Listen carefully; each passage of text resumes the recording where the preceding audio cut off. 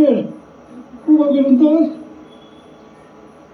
गिरीप्रेमीवर प्रेम करणारे, या टीमवर प्रेम करणारे माउंटेन लव्हर्स आहेत. आणि मला वाटतं हे प्रेम कशावर करतात ही मंडळी, तर यस, की ही टीम जे काय करते, ही टीम जे काय अचिव्हमेंट करते, त्याच्यासाठी ती काय तयारी करते, त्यांची किती प्रामाणिक भावना आहे, हे सगळं जेव्हा ते पाहतात तेव्हा या टीमच्या मागे लोक उभे राहतात. आणि त्यांना हे माझे क्लायंबर्स पण निराश करत नाहीत. तर हे सगळं अनुभवताना मला सुद्धा खूप मजा येते. ते कायम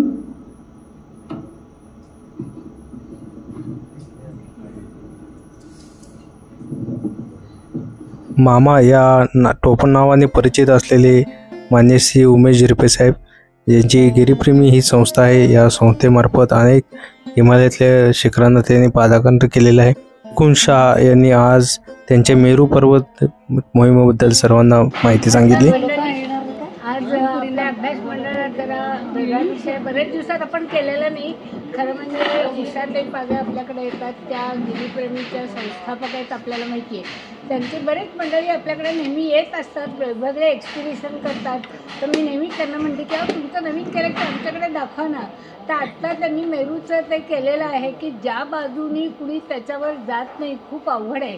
हे असं जगामध्ये पहिलंच केलेलं आहे त्यांनी, आणि जगात खूप ठिकाणी दाखवलेलं पण आहे. पेपरला आलं असेल, तुम्ही वाचलं असेल.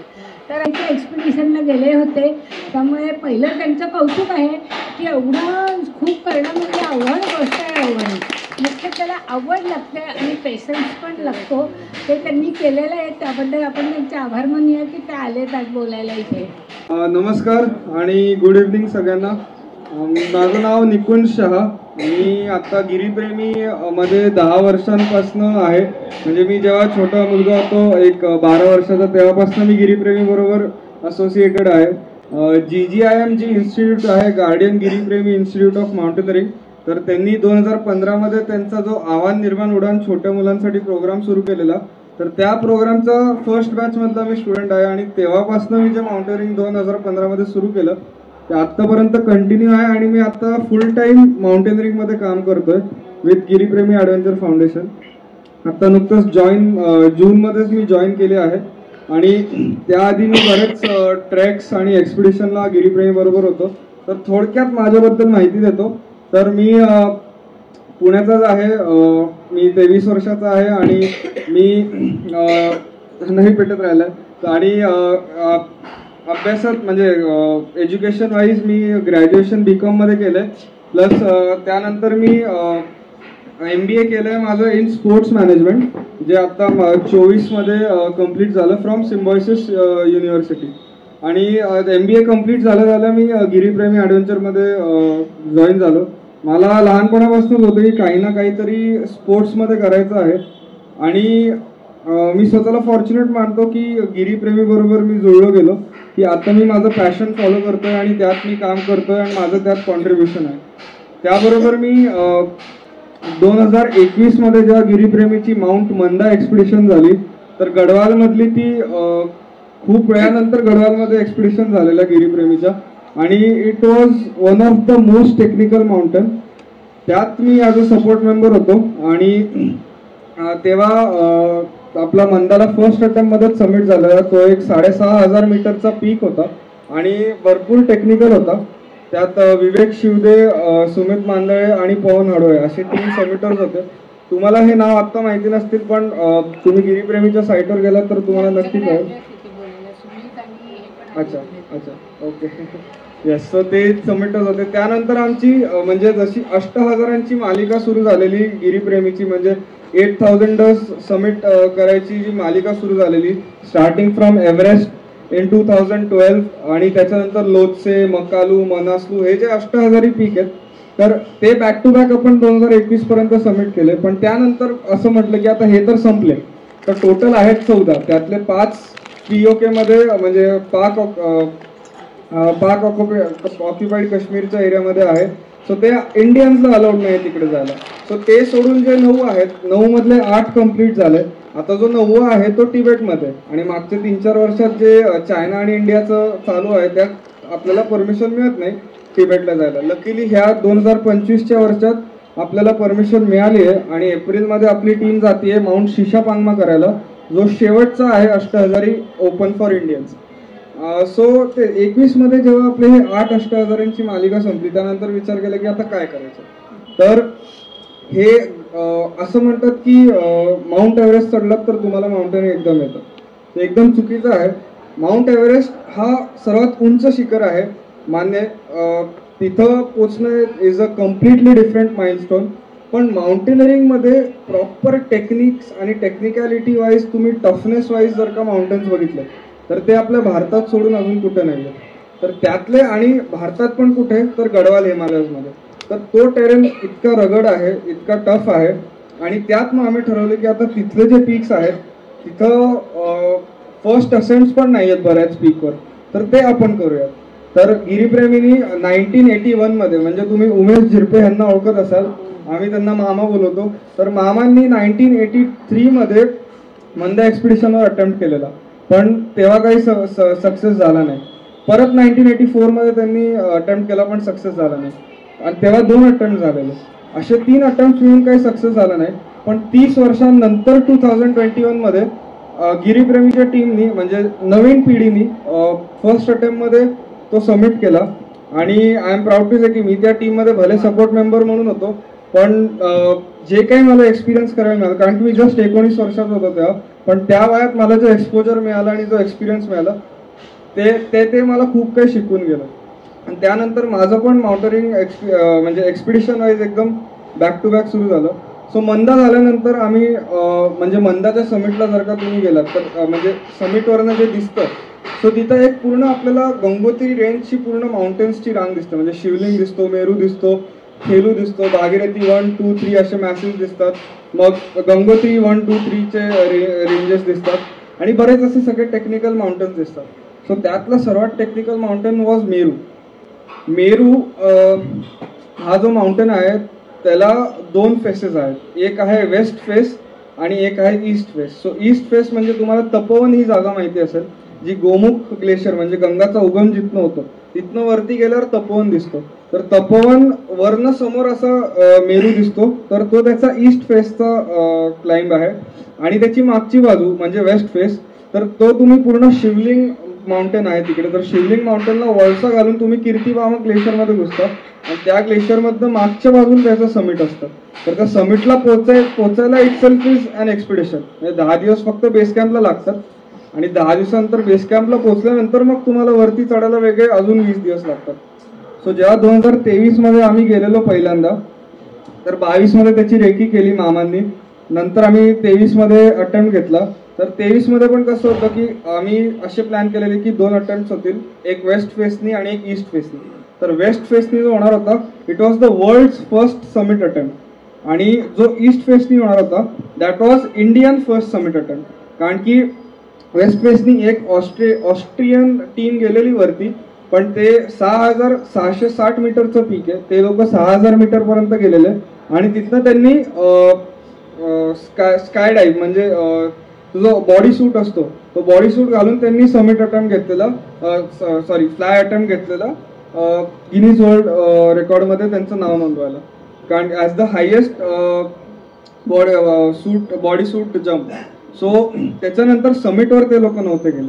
सो असा हा वर्ल्ड्स फर्स्ट समिट होणार होता. पण 23 मध्ये तब्बल 40 दिवस आपली टीम त्या कीर्तिबामक ग्लेशियरमध्ये अडकून होती.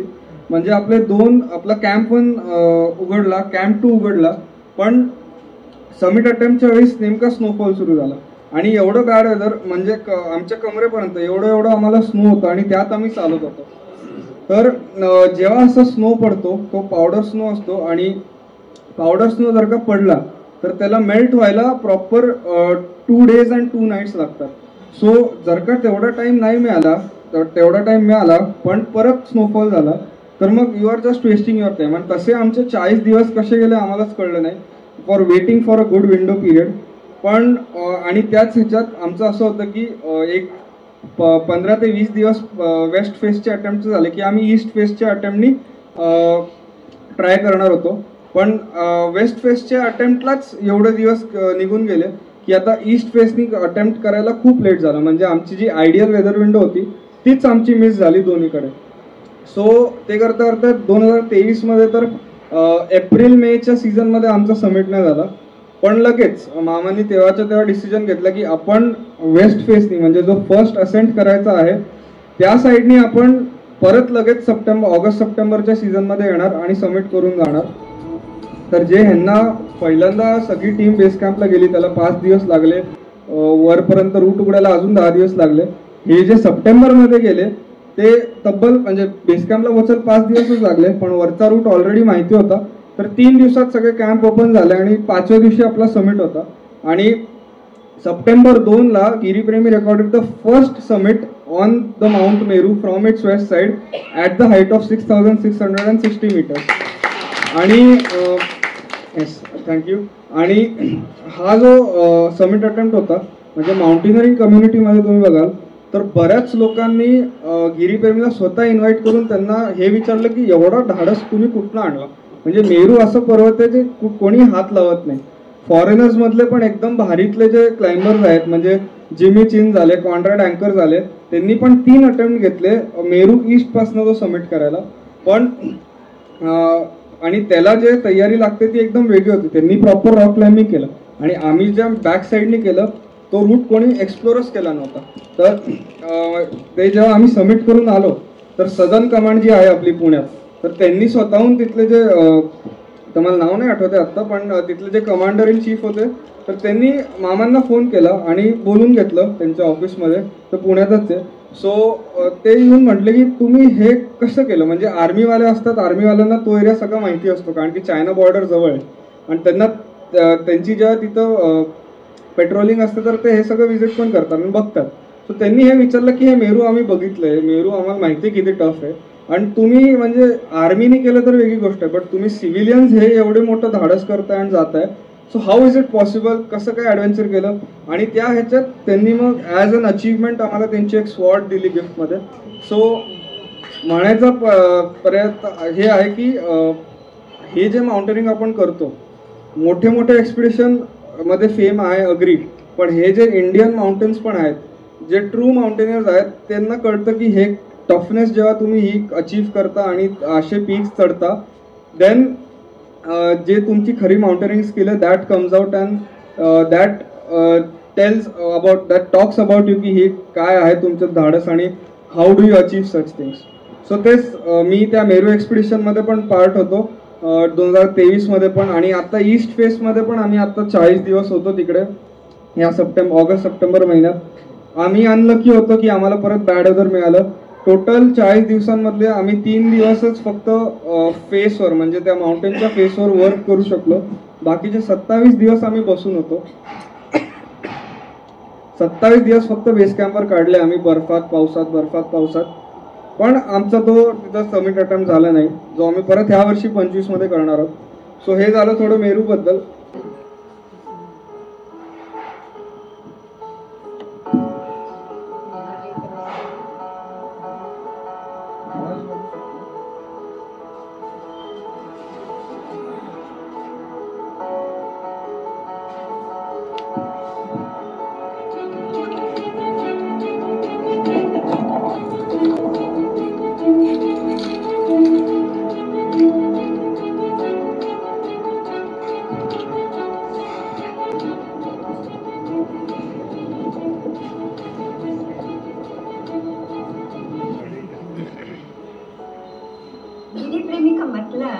जो लगाव रखते हैं गिरी से.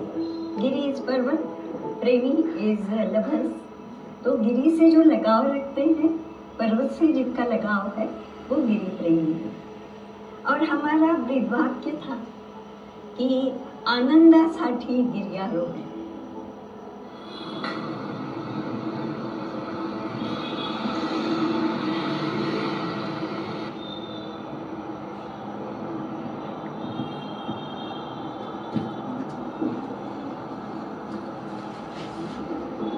मेरू हे भारतातलं एक अत्यंत अवघड असं शिखर आहे. इतकं अवघड शिखर आपली टीम करू शकेल का, हा सगळा विचार बॅक ऑफ द माइंड माझ्या मनात होता.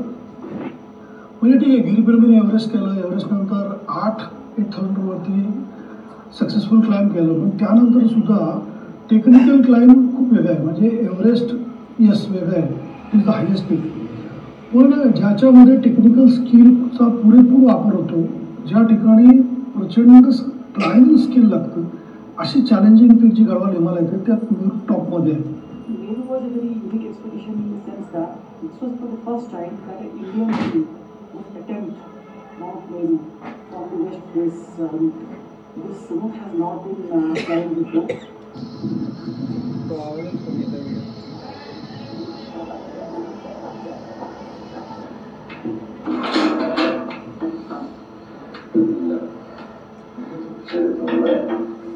मेरा नाम मीमा शेरपा, मैं दार्जिलिंग से हूँ. 2012 में हम एवरेस्ट में था, जिसके मैं उस टाइम मिला था. फिर मामा जी ने आपको कभी साथ में हम काम करेगा बोला. मैं हाँ करेंगे मामा जी बोला. मैं काफ़ी जैसा लीड करता है, मतलब बहुत अच्छा सॉफ्टवेयर बिल्कुल अच्छा करता है, नीचे से लेके तो पोर्टल से लेके. मीमा शेर्पा आमच्याबरोबर 2021 मध्ये माउंट मंदा एक्सप्रेशनमध्ये होता. माउंट मंदा एक असं पीक आहे की जे पण गढवाल हिमालयात अतिशय अवघड पीक की ज्यावरती फर्स्ट इंडियन असेंट नॉर्थ रिजनी आम्ही 2021 मध्ये सक्सेसफुल केला. 30 वर्ष या शिखराचा पाठपुरावा आम्ही करत होतो. 1989 मध्ये 1991 मध्ये 2 वेळा, पण 91 मध्ये अनफॉर्च्युनेटली अगदी शेवटचे 400 फूट शिल्लक असताना आम्हाला खाली यावं लागलं, आणि ते सुद्धा केवळ आमचं इक्विपमेंट, टेक्निकल इक्विपमेंट कमी पडलं म्हणून. आणि मग कुठंतरी ती डोक्यात ठरवलं की कधीतरी गिरीनबेकडनं मंदा झालं पाहिजे. 30 वर्ष त्याला जायला लागली, पण after 30 years the dream came true आणि मंदा क्लाइंब झालं. If we have climbed Mandavan, if our team is capable of climbing peak like Mandavan, then there is next challenge right next to Manda that awaits for us, and that's Mount Meru. Let's do it. So this is where in Manda's expedition was the inception of Mount Meru. In 2006, an Australian team had done a base jumping expedition from its west face, and they had also managed to reach up to a height of 6,300 meters around. They took 66 days to complete their expedition. That expedition was to go up to the pole and jump down, and ते Guinness बुकमध्ये record झालं. त्यांनी ज्या पोलमधून jump मारलं त्याच्या पुढे अजून पीक लांब होतं. We managed to have a video call with the leader of that Australian team, and his name was Dr. Glenn Singlewell, and he had done it in 2006. So it was a gap of nearly 15-16 years. After 2006, there would be massive changes, be it in the glacier, be it in the structure of mountain, be it in the weather pattern. We did not know.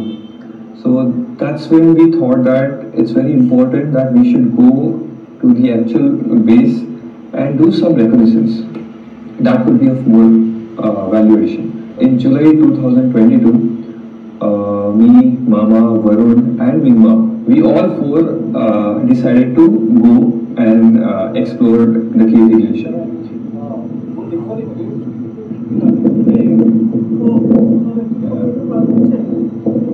ये पहले आ जाओ, यहाँ से हाँ बहुत बड़ा तो खाना पूरा हाँ जी बड़ा खाना ही था वो मैंने मक्की ये तो और भाई अपने को आपने सब आपको तो काम मिलेगा.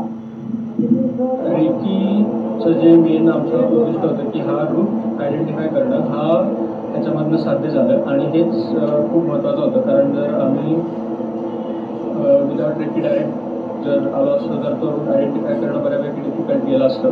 मुश्किल पा रहे हैं बहुत साल हमने 5 चढ़ चुका है, लेकिन ये ऐसा माउंटेन नहीं है कि आसान वाला नहीं है, बहुत टफ पीक है. इसलिए देखिए करके हम लोग वापस आए.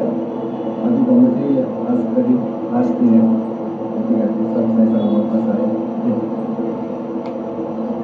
That reconnaissance gave us some clear idea that this is not going to be an easy task. Forget about actual climbing challenge, the technical challenges. First, we need to establish the base camp. That's going to be an altogether expedition in itself. मेरूचे 3 शिखर आहेत, Meru south, Meru central आणि Meru north. या 3 पर्वताचे आहेत आणि त्याच्यावरती individually वेगवेगळ्या पीक्सवरती आरोहण केलं जातं. आणि मेरू साऊथ आणि मेरू सेंट्रल हे 2 पीक्स आत्ता गिरीप्रेमींनी ते चॅलेंज घ्यायचं ठरवलं होतं. मेरू साऊथ हे वेस्ट फेसनी आणि मेरू सेंट्रल हे ईस्ट फेसने. आता मेरूमध्ये there are two faces of Meru. One is from east side which is visible from Tapovan and other is west face. तो वेस्ट फेस जो आहे तो इतका दुर्गम आहे, इतका रिमोट ठिकाणी आहे की त्याच्या बेस कॅम्पपर्यंत जाणं पोहोचणं हे सुद्धा खूप मोठं चॅलेंज आहे.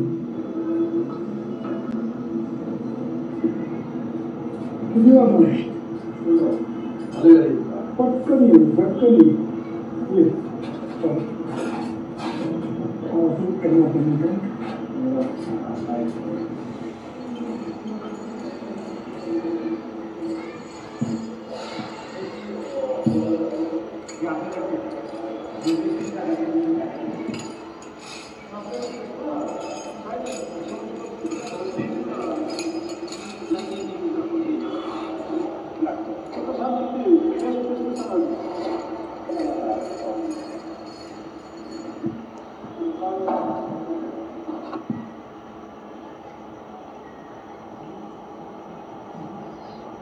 टेरूच्या 2 टीम केल्या मी, एक वेस्ट फेससाठी एक ईस्ट फेससाठी.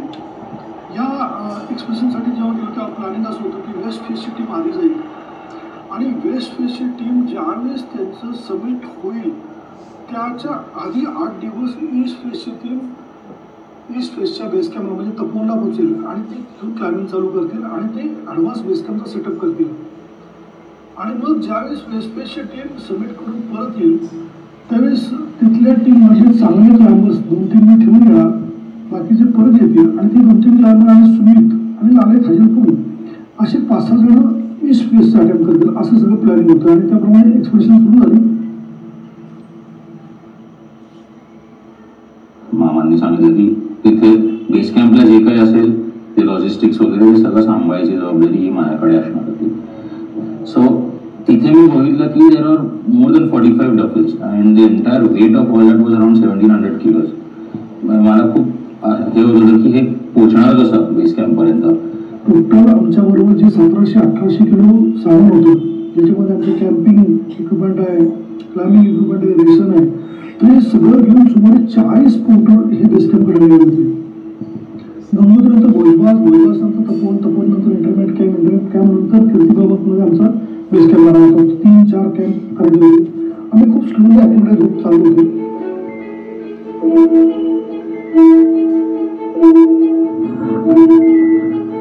बेस कॅम्पपर्यंतचा रूट सुद्धा खूप डिफिकल्ट म्हणजे काय सांगायचं, अगदी आम्ही तपोवन सोडलं, इंटरमिडिएट एक कॅम्प सोडला तर एक खूप मोठ्या मोरेल आपल्याला डिसेंड करावं लागतं आणि ते एवढं डिसेंड करावं लागतं की जवळपास आम्ही 300 ते 350 फूट रूट तिथे फिक्स करावा लागला आम्हाला.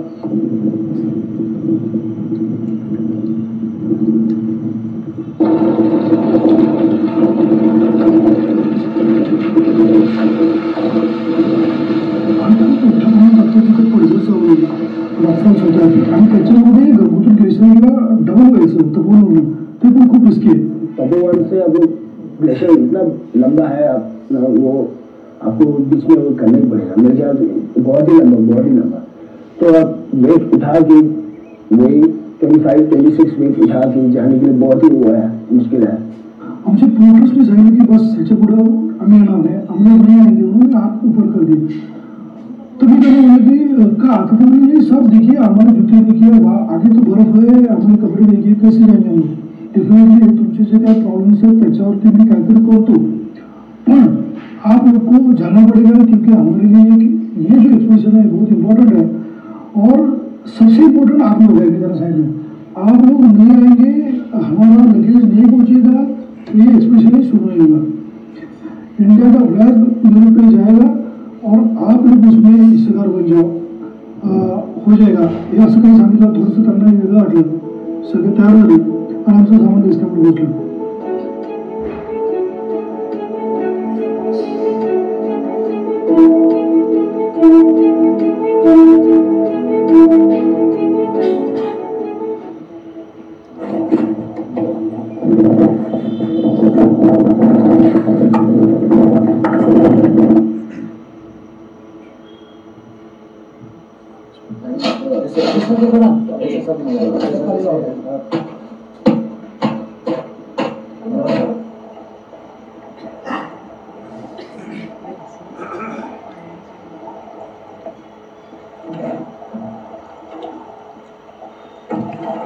We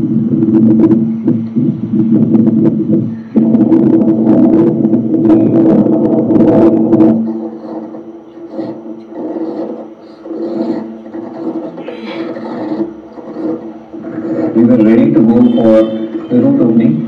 That's when, for the next 2 to 3 days, there were a series of blizzards, terrible snowfall.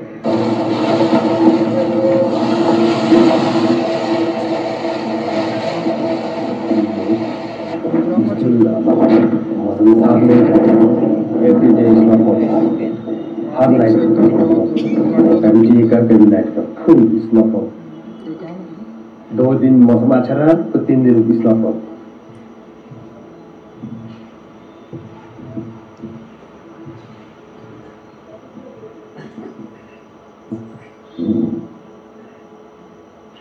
When the weather was clear, we decided to move further and we established Advanced Base Camp. From Advanced Base Camp, we had a plan to go to Camp 1, and that's where our actual technical climbing had begun.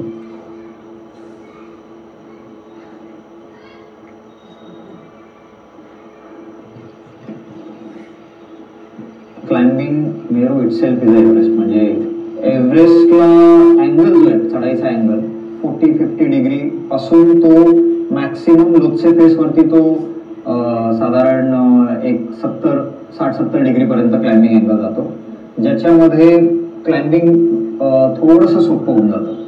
But मेरूचं जर तुम्ही बघितलं तर मेरू बेसला गेल्यापासून मेरूकडे असं वरती असंच बघावं लागतं. म्हणजे तिथं तुम्हाला कुठेही मध्ये सपाटी दिसणार नाही किंवा जिथं तुम्ही टेंट लावू शकाल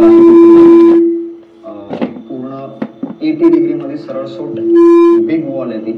आणि त्याच्यामुळे प्लस ह्या बिग वॉल वरती आईस आणि रॉक असं मिक्स क्लाइंबिंग आहे.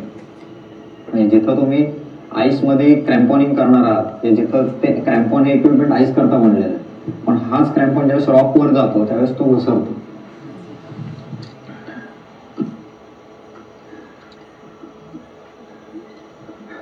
So we're heading to Camp 1 from this gully, which has a huge potential for avalanches because of a spell of bad weather in last couple of days.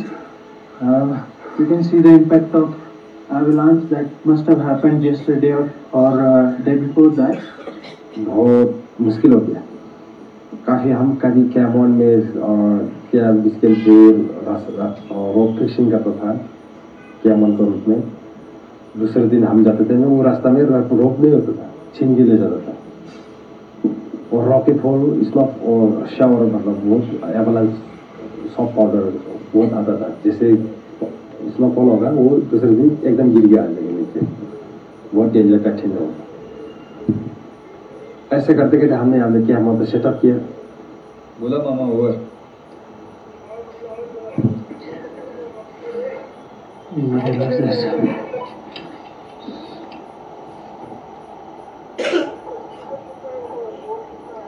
Tubular petrol कितना है, जरा equipment कितना है बोलो ना मुझे.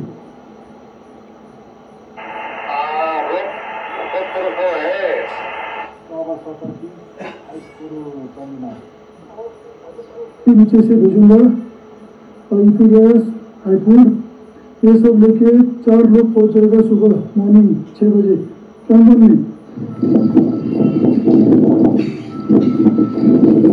माझ्या दृष्टीने चिंतेची बाब अशी होती की आता जर वेदर क्लिअर झालं नाही तर काय, कारण ऑलरेडी माझ्या एक्सप्रेशनचे 22-23 दिवस झाले होते आणि माझं शेड्यूल टाइम संपत आलं होतं. आमच्याकडे बेसिकली जे काही स्टफ होतं रेशनचं ते ऑलरेडी संपलं होतं आणि त्यासाठी मी वेगळी टीम खाली पाठवून एक्स्ट्रा रेशन मागवलं होतं. एक्स्ट्रा रेशन आलं पण होतं, फ्युएल आलं होतं एक्स्ट्रा, तो प्रॉब्लेम नव्हता. मेंबर्सकडे एनर्जी होती, तोही प्रॉब्लेम नव्हता. पण आता जर वेदर क्लिअर झालं नाही तर एक मोठा प्रश्न उभा राहणार होता. आणि मग यावेळेस ईस्ट फेजसाठी माझी टीम ऑलरेडी तिथं आली होती.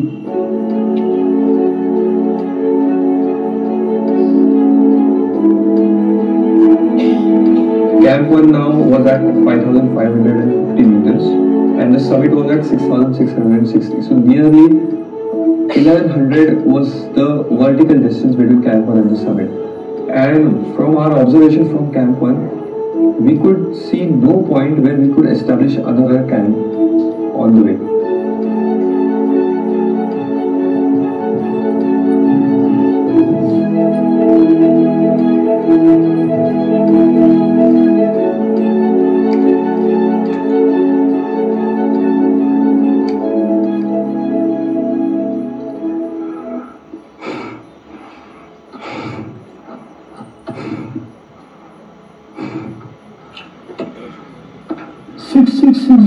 मीटर पीचचं समिट आहे आणि 6100 6200 पर्यंत टीम पोहोचली. निम्मा वरून विवेक हे सगळे पोहोचले आणि परत खूप मोठा स्नोफॉल तिथे सुरू झाला. It started snowfalling terribly. I mean, the weather got so bad that I could not even communicate to base camp. 48 house आपको माउंटेन में हमेशा साफ होना चाहिए. रात को स्टार, दिन में धूप, रात में स्टार, दिन में धूप.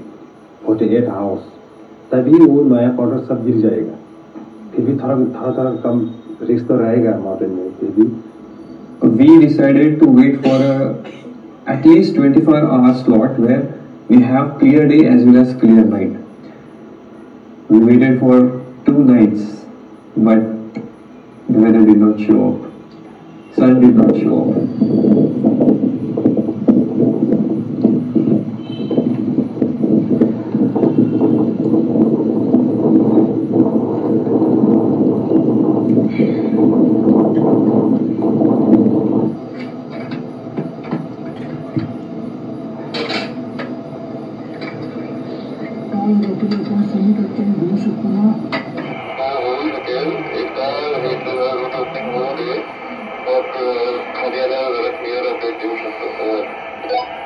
For 2 to 3 days, it used to snow continuously without a break, and after that we had to wait 2 to 3 days for the snow to settle down so that we could continue our climb. By the time we could climb for a day or two, again weather will go back and the cycle will continue. Success पेक्षा आता मला सेफ्टीकडे माझं लक्ष खूप द्यायला लागलं. मी म्हणलं एवढी मोठी टीम आहे माउंटेनवर आणि आपण इतक्या रिमोट ठिकाणी आहोत. या ठिकाणी जर काही झालं तर या ठिकाणी रेस्क्यू पण खूप कठीण होतं. Unfortunately, our ration at base camp was also getting depleted. I also heard the news from Mama that their tarn from where we had the water supply within a fraction one day vanished completely. Because what happened was, since it was on a glacier and we know that glacier keeps moving, and suddenly a crack got developed underneath the tarn and the entire water vanished within fraction of a second. It's just a very extraordinary thing, but it happened. We had no water now. If no water, how can you stay?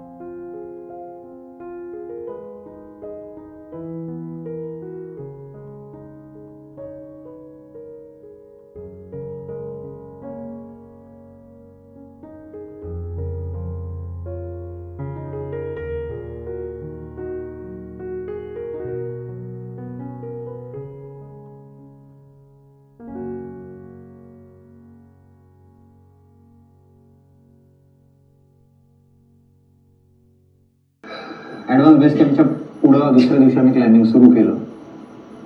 Mingma Sherpa होता. आम्ही जो route open केला होता क्रिवास फील्डवरचा, त्यातला 400 मीटरचा रोप पूर्ण ॲव्हलांच खाली दाबला गेलेला होता. म्हणजे मिंगमानी तिथं न येता सुद्धा ते नोटीस केलं की रूट इकडनं नाही, रूट डाव्या बाजूने जाणार. भले तिथे थोडे जास्त क्रिवासेस असतील, वी कॅन टॅकल दोज क्रिवासेस, तिथं आपण रोप लावून जाऊ. पण इथं खूप रिस्की आहे क्लाइम्बिंग, कारण इकडनं जो मेरू नॉर्थ आहे त्या बाजूने सगळी ती गली आहे, तिथून सगळ्या डेब्रिज ॲव्हलांचच्या खाली येत होत्या त्या आमच्या रूटवरती. Our advanced base camp was at 4,800 meters. We fixed the rope and we reached to an altitude of 5,500 meters on one single day. दुसऱ्या दिवशी पहाटे जेव्हा परत क्लाइंब सुरू झालं तेव्हा एक मोठा रॉक विवेकला हिट केलं त्यांनी त्याच्या पायाला. For a moment I felt like I have broken my bone, but I checked and luckily I found everything was intact, but it was excruciating pain. त्याच वेळेस बाजूनी 2 ॲव्हलांच गेले आमच्या. ते अजून ती भीती, म्हणजे आत्ता समोर एकाला लागले आणि बाजूनी 2 ॲव्हलांचेस गेले. रॉकफॉल होत आहे, मेल्टिंग होत आहे. आणि आत्ता जर इकडनं वरतून आला, जसं मी आधी सांगितलं की इथं ऑब्स्ट्रक्शन काय नाही आहे मध्ये, जर वरतून पडणार की डायरेक्ट तुमच्या डोक्यातच पडणार आहे. हे सगळं माहिती आहे. आता आपल्याला माहिती आहे काय होऊ शकतं आणि मग परत आपण ह्याच्यामध्ये पण रिस्क घ्यायची का, हा जेव्हा विचार केला मी त्यावेळेस तो विचार माझ्या डोक्यात आलं. मी जास्त विचार न करता पुढच्या क्षणात डिसिजन घेतला आणि मी कॉल केल्यावरती की ही पण एक्सप्रेशन थांबवा. We had already lost the window. We should have attempted east face by 5th or 6th of June, no later than that. And we were already on 16th of June. So we had lost our time. We realized that we are late and there is no point in going further and risking our lives. This time east face is also not in our support, not in our favor. हे सगळं खूप धक्कादायक होतं. म्हणजे 2 फेसेसचं challenge, मेरूसारखं पीक ज्याच्यावरती कुणी attempt केलं पण नाही वेस्ट फेसनी, वर्ल्डमधलं फर्स्ट अटेम्प्ट होता तो पीक क्लाइम्बिंगचा, आणि ते दोन्ही एक्सपिडिशन क्लोज झाले. पण तिथं तपोनलाच मी माझ्या टीमला सांगितलं, येस आपण फक्त मधला पावसाळा रेनी सीझनसाठी थांबणार आहे आणि इमिजिएटली आपण परत येणार आहे आणि विल अटेम्प्ट वेस्ट फेस, कारण आता फक्त 400 मीटर राहायची होती. We have to do it. It cannot just go like that. So many people had stood by us. So many people had confidence in us that we could do it. So we had to repay their trust. We had to. ये हमें करना ही है और ये हो जाएगा, क्योंकि we gained such a experience. हमारे बच्चों ने इतना अनुभव पाया, यही उसकी वर्थ है. Meru is that worth.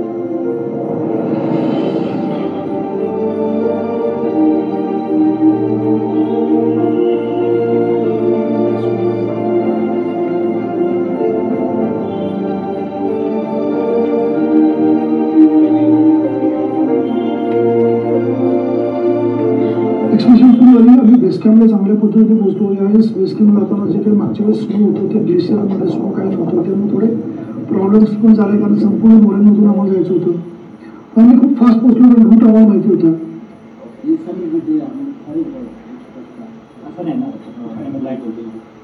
Today we shall be witnessing the final phase of Chandrayaan 3. Lander की ऊंचाई लगभग 65 मीटर के आसपास बची हुई है. Now we are approaching the moon's surface.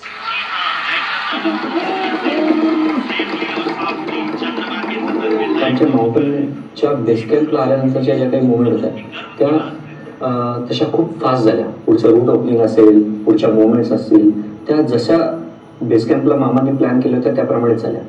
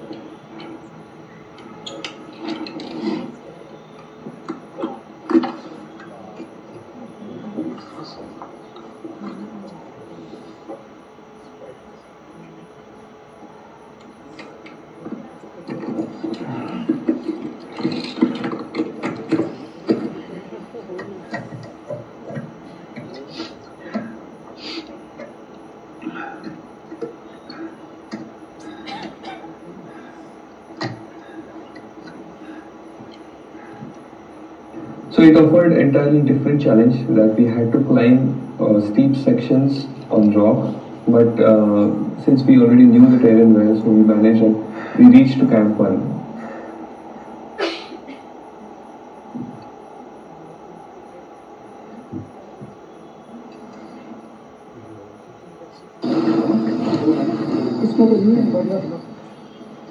एक लाल वाला था ना, ऑरेंज वाला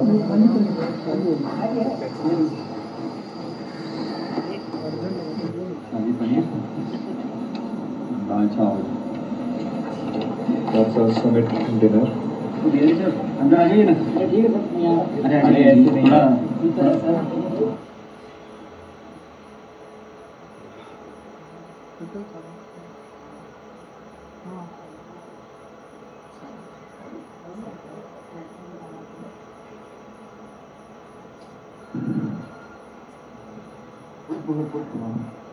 कॅम्प 1 टू समिट हा खरं तर अंतर बघायला गेलं तर जवळजवळ 1200 मीटरचा अटेम्प्ट आहे. आता 1200 मीटरचा हा जो समिट अटेम्प्ट तसं बघायला गेलं तर माउंटेनिअरिंगच्या भाषेमध्ये खूप मोठा अटेम्प्ट आहे.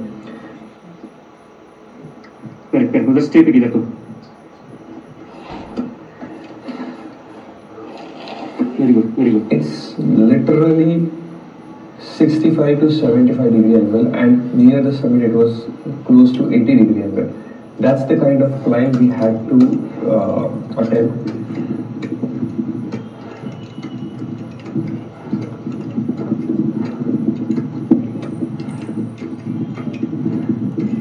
और इसमें आपको फ्रंट पॉइंट पे खड़ा होना पड़ता है. और ये जो रूट है इसका समिट का, इसका एक ऐसा रूट है कि आप चाह के भी कहीं पे भी रेस्ट नहीं कर सकते. ये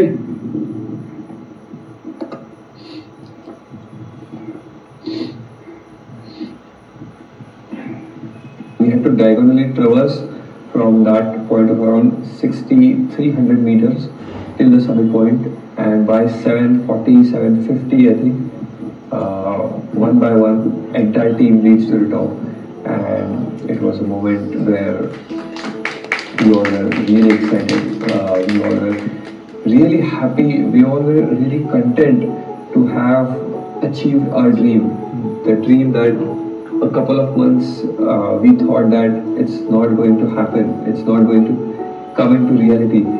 And today, on that day, we were on the summit, we had achieved what we had dreamt.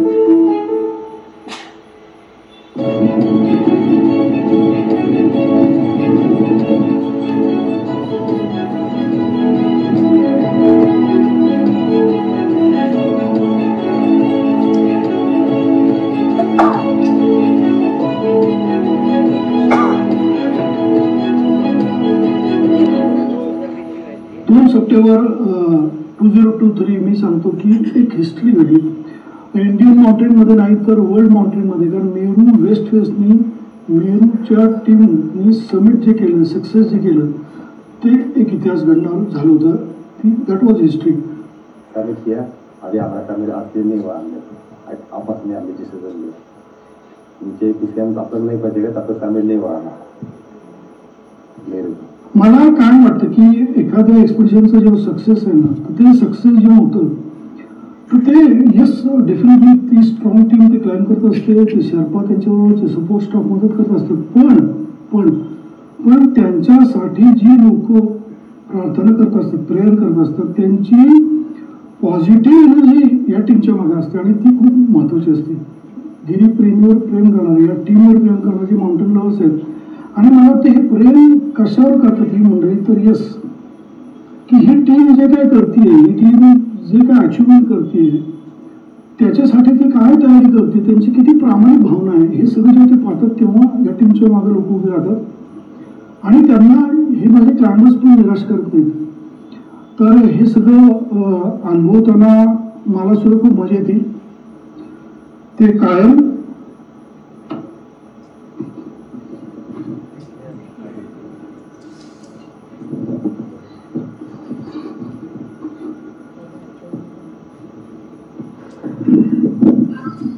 गिरीप्रेमीची संपूर्ण टीम 7:30 वाजता मेरूच्या शिखरावर उभी होती.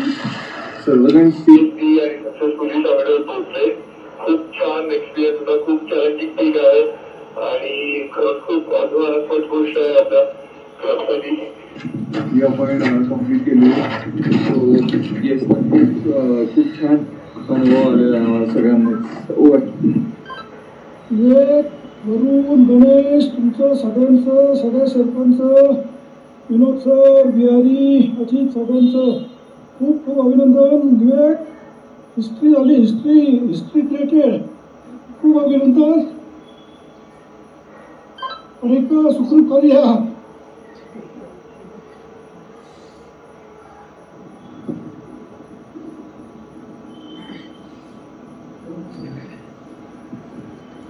ठीक आहे, कधी कधी मी नाही कंट्रोल करू शकत, पण हे सक्सेस आहे ना, हे सेफली जे होतं ना तेव्हाच त्याला अर्थ असतो. एवढं सांगेन मी. पण एक खूप वेगळी मोहीम फक्त गिरीप्रेमीच नाही तर मी इंडियन माउंटेनियर्सनी केली. कारण भारताचा तिरंगा अशा एका पीकवर ज्या वर्जिन फेसवरती तिथं जाणं, तो फडकणं, हे फक्त गिरी टीमसाठी नव्हतं, तर हे सगळ्या माउंटेनसाठी, आपल्या देशासाठी खूप मोठी कामगिरी होती, ती घडली. आणि यस, त्याचा आनंद नक्कीच होता.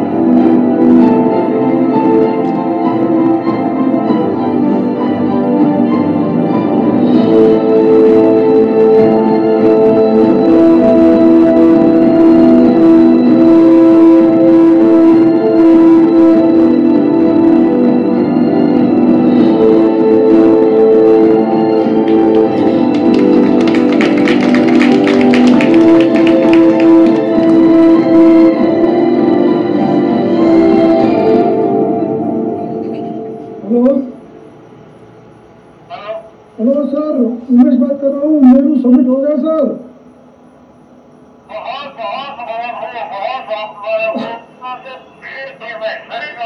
Thank you sir, thank you.